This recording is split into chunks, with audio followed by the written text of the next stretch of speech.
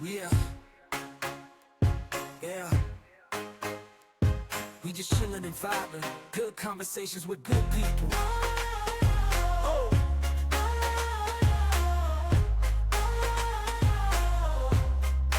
Good conversations with good people. Yeah.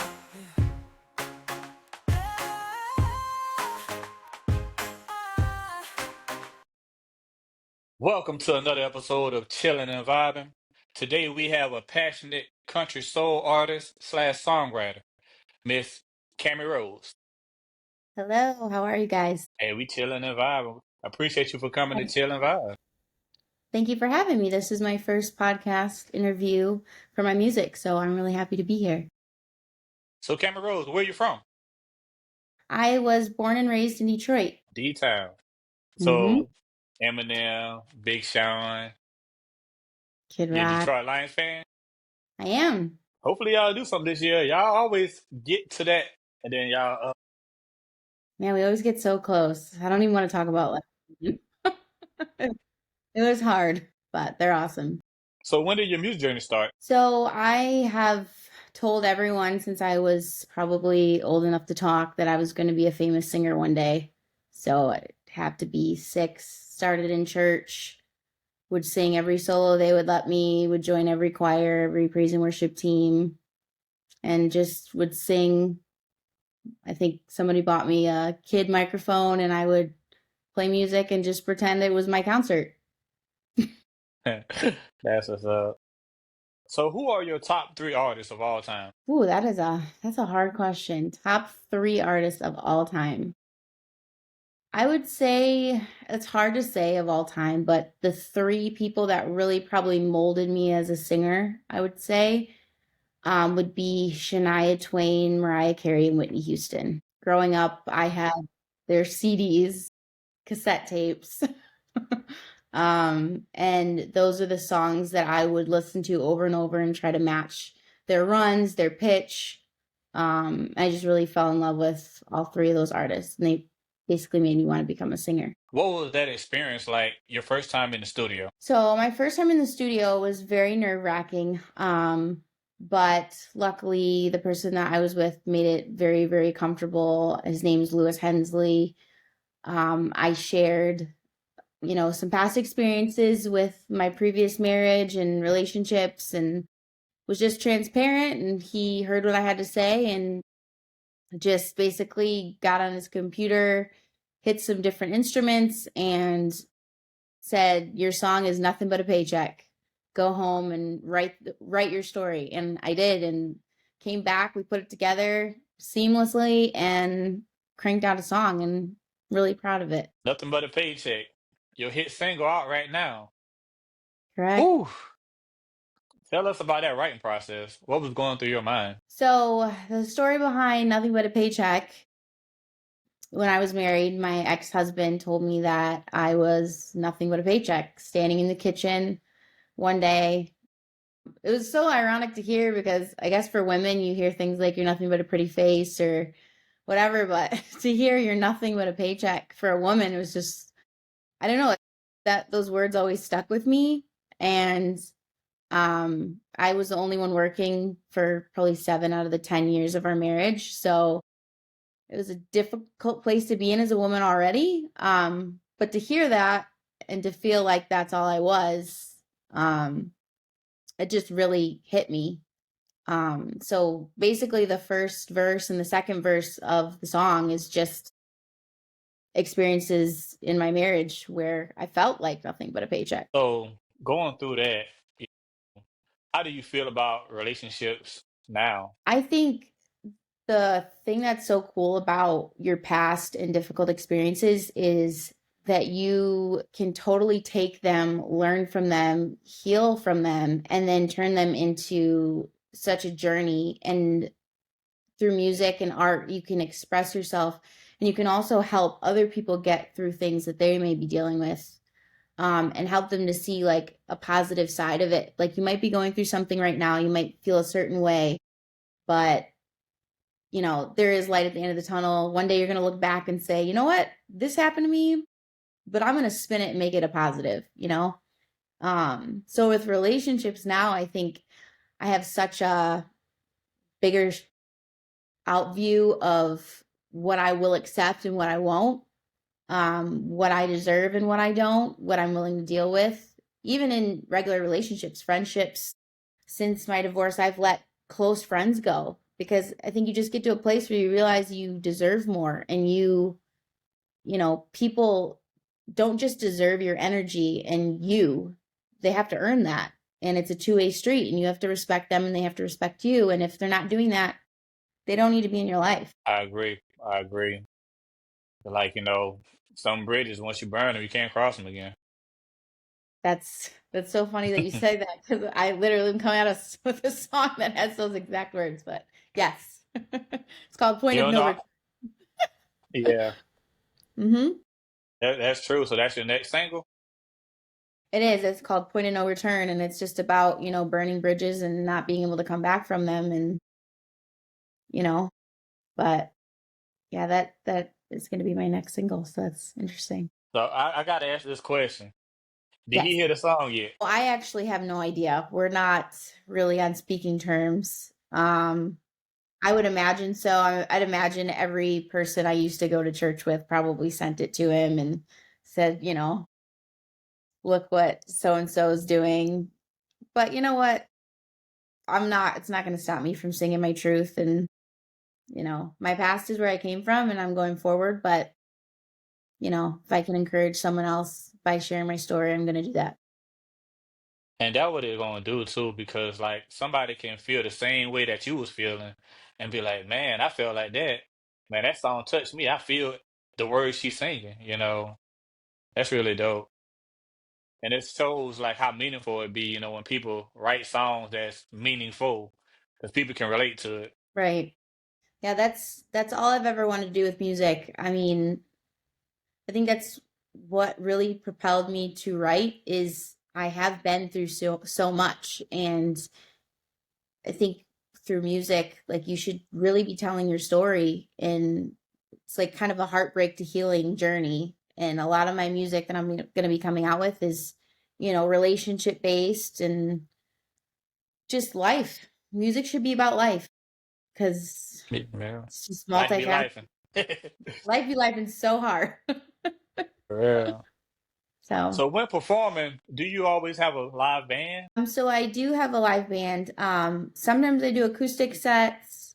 It really just depends on the venue or what I'm going to be, if I'm opening for somebody or if I'm doing, like a local festival or whatnot.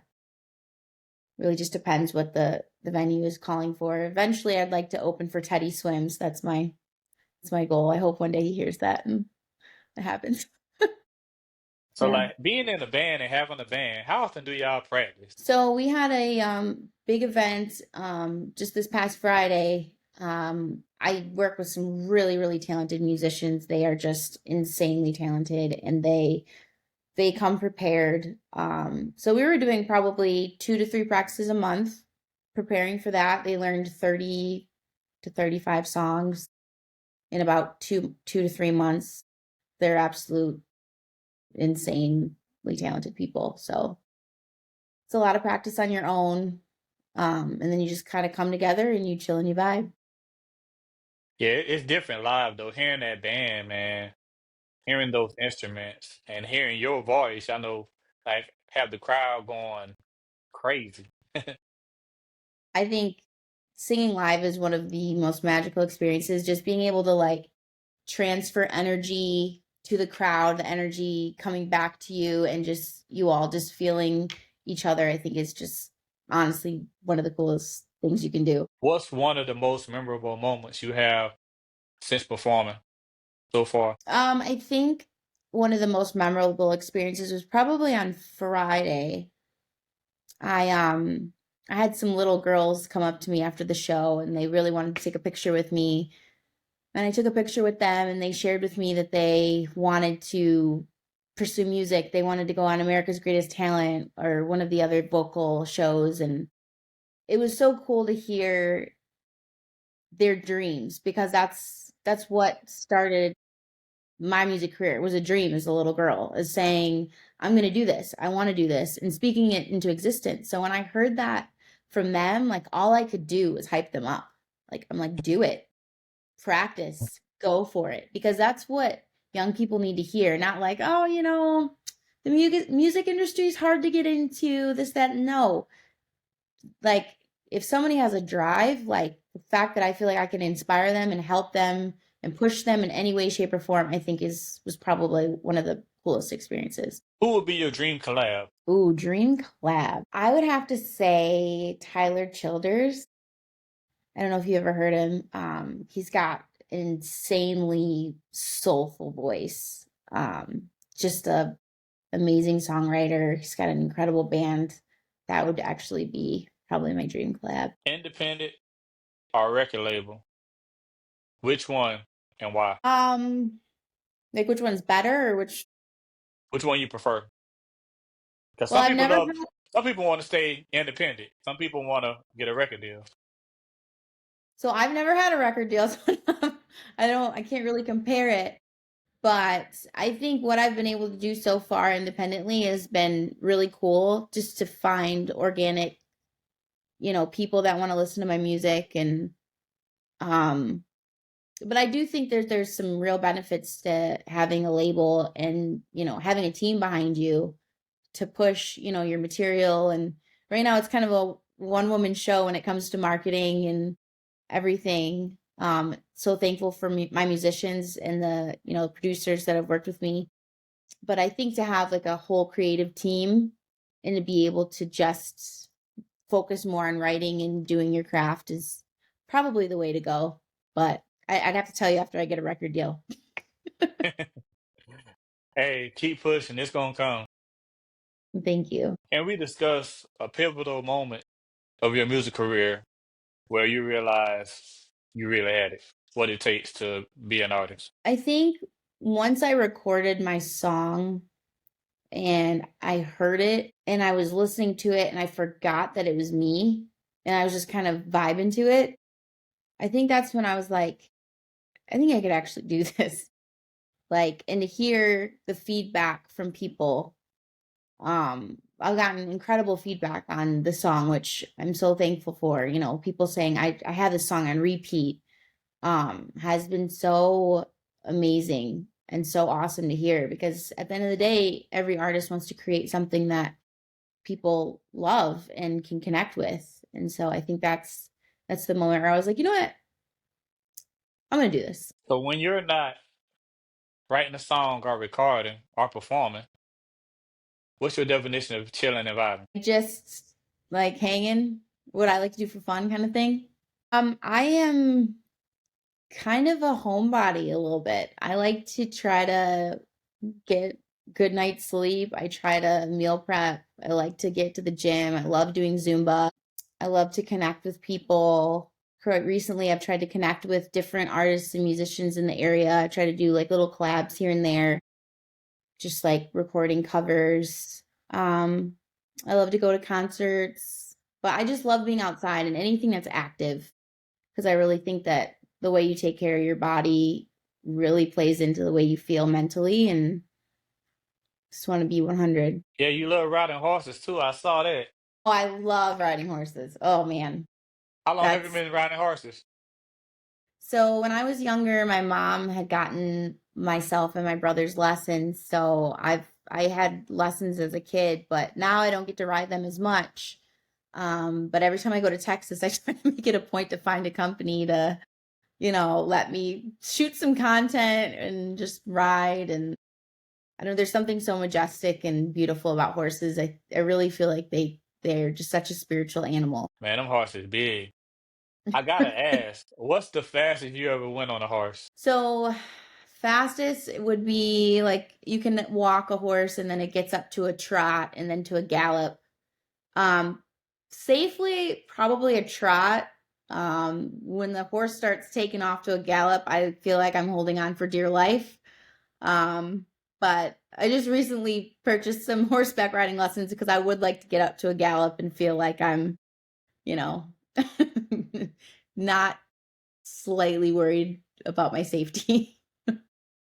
Yeah, I never did it before. I say I want to try it though. You should. It's a really, really cool experience. At least once. At least once. At least once, yes, for sure. So if somebody wanted to listen to your music, how could they do that? I'll follow you on your socials. So my Instagram is cami.rose.music.